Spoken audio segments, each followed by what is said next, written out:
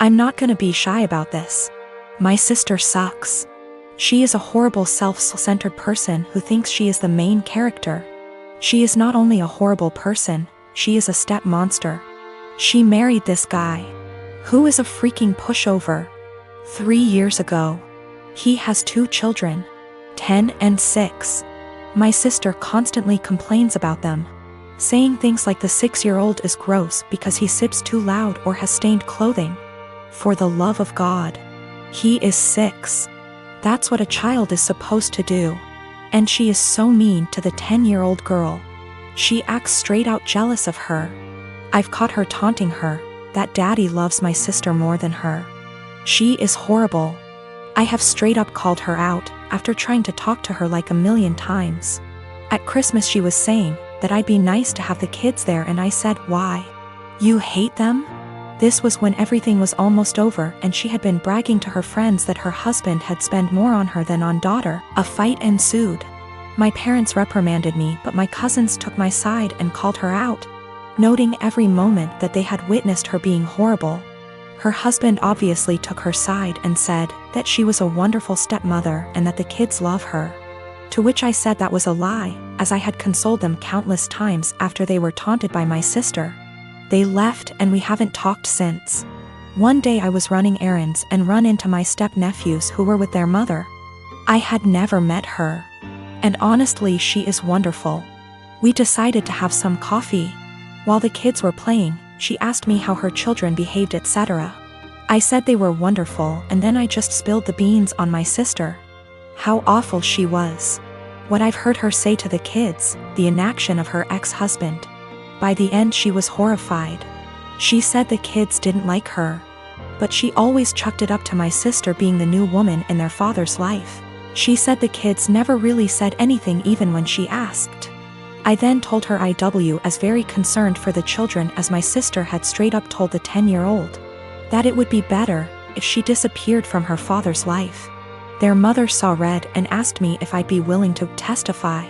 She said that this was unacceptable and she would be taking their father to court again. I said I would recount the events that I witnessed and could ask my cousins who witnessed a lot too. She was very grateful. I asked my cousins who were all willing to recount the events.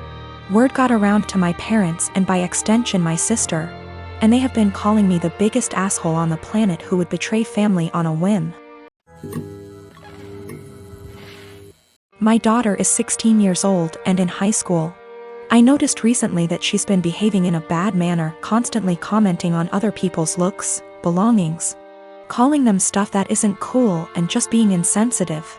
It's like she lost a filter or something, because usually she's polite, but my wife suspected that our daughter's sudden misbehavior occurred after she started hanging out with new girls from the school. Basically the mean type, and have picked on their behavior. I've sat with my daughter and had many discussions about how her behavior has been negatively affecting everyone around her. Our housemaid is the person most affected here, and my daughter has chosen her to be her target for hair, clothes, etiquette, criticism. She has complained about our daughter calling her offensive names like filthy and gross for cleaning certain areas in our house. I took a stand and explicitly told my daughter I'd punish her if she ever said stuff like that to our housemaid again. Last week my daughter had a party to go to. Earlier that day she called our housemaid filthy. So I grounded her by not letting her go to the party. She threw a fit and called our housemaid a liar, saying she never called her that. That was the end of it. Days later my daughter came to me saying she couldn't find her iPhone after looking everywhere.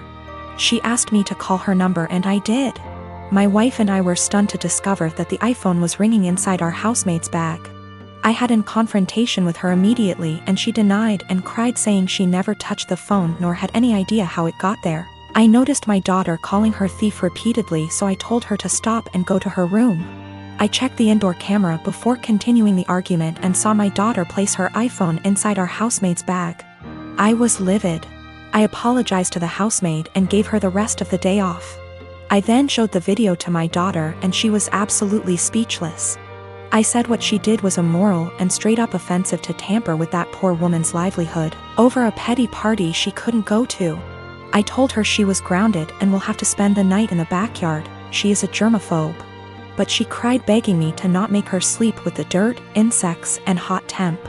I refused to discuss it or I'd make it 2 nights. My wife said I should go easy on her, but I said calling people filthy and accusing them of stealing wasn't okay. In fact, it was the absolute worst. I then went through with my punishment. The reason I chose this punishment was because of the fact that my daughter says she is a germaphobe and used this as excuse to insult others' hygiene and appearance. Our backyard has dirt and bugs in it, and this kind of things get her uncomfortable, but other than that the backyard is 100% safe. My children are 17 and 14 respectively, and I'm hoping the fact that they're teenagers is the reason for their incredibly shitty behavior. My husband, before he met me, had a wife and a newborn baby that passed away in Canada due to hazardous road conditions that resulted in a 4-car smash-up. No one was at fault, it was a horrific disaster. And my husband was devastated as a result and fell into alcoholism to cope. I had my own trauma from the past, and similarly turned to alcoholism to cope. It was at an AA meeting where we met, 20 years ago almost to the day now. And we slowly started to heal together here in the US. I have always been incredibly respectful of my husband's last wife and child. I like to joke that I'm keeping her seat warm until my husband enters heaven. I've had too much loss and hurt in my life to feel jealousy like this. And I am so damaged that I just feel lucky that I got to actually feel love in this world, and that my husband could open his beautiful heart to me. We had 2 children, 2 sons. We'd never told them about my husband's wife or baby, because it's a part of my husband's life that he keeps under lock and key. He has never healed from his grief, and therapy etc. has helped him only to a degree. My mother-in-law told the kids this Sunday gone, as she decided it was time for them to know. She didn't consult us before telling them, and certainly didn't do it in our presence. Since then my sons have been making the most disgusting dead baby jokes. They've been prodding their dad asking why we'd never told them. And instead of approaching the topic with respect, they're acting like we've kept a secret affair family from them or something. My 14Y//O went on to say to me in private, thank goodness, not in front of his father, that he was glad my husband's previous family was dead. I broke and yelled at him, and told him it was the most disgusting thing I'd ever heard him say. I asked where his anger was coming from, and he burst forth that we were shitty parents for keeping secrets. He told me that it made so much sense why we were abnormal, why we don't drink, why we are so boring and quiet, why my husband is panicky around roads, etc. The 2 are pretty heartbroken, and I feel like we have just destroyed a part of our children's lives as a result of us staying quiet. I am hurting, my husband is grieving all over again, and I don't know how to proceed. I have and will always reiterate to our kids that they are loved, but this behavior seems so overreactive for the news. My best friend and I are quarantining at our apartment together. She's trans and has had trouble growing her hair out, so she wears wigs. She has some really cute ones in other colors that she wears for fun and stuff. But she has a standard everyday wig she wears most of the time. Lola never got the traditional girly childhood, so we've been making one for her in quarantine. We built a fort in the living room, have been making friendship bracelets, playing summer camp-style games. It's a lot of fun. Last week, Lola mentioned to me that she wanted to start a quarantine diary so that she could document her experiences for future generations. I actually thought it was really cool, and then we got on the topic of journaling and I told her about my first diary. One of those flismy lock diaries that every girl had as a kid. We bought matching ones as part of our Give Lola Her Childhood Back crusade. They took a little while coming in, but we got them on Friday. Saturday night, some of our friends from college decided to do an impromptu girls' night in. Lola was in the shower, so I answered the Zoom without her. Lola is not out to anybody at our college and I respect that. This is her fresh start and she has a right to decide when she wants to come out to these people, if at all. I know I wouldn't 100% trust some of the people at our school with something as personal as this. We were talking about what we've been doing in quarantine and I mentioned that we had gotten the diaries. I said it was for the nostalgia and they wanted to see the diaries. We left the box in Lola's room, so I went in to show them. Lola and I go into each other's rooms all the time, we're basically sisters to one another, and it's just about second nature. When we were younger, we had keys to each other's houses. I didn't think anything of it.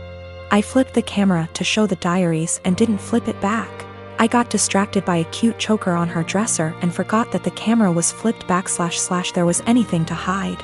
They knew Lola has worn wigs out to parties / the club / etc., but her everyday wig was right out in plain view, and one of our nosier friends asked what the new wig was. I completely blue-screened and someone else realized that it was Lola's hair. I genuinely had nothing to say. They were asking why Lola wore a wig and I had no explanation. I didn't want to out her. Someone else came to the conclusion that Lola must have cancer or alopecia or some other horrible thing that causes hair loss. They've decided that she was just too embarrassed to say, and they all started going on about poor Lola, etc. I just didn't know what to say, and I said it wasn't my place to confirm / deny. I hung up and immediately told Lola. I apologized profusely, and I know how badly I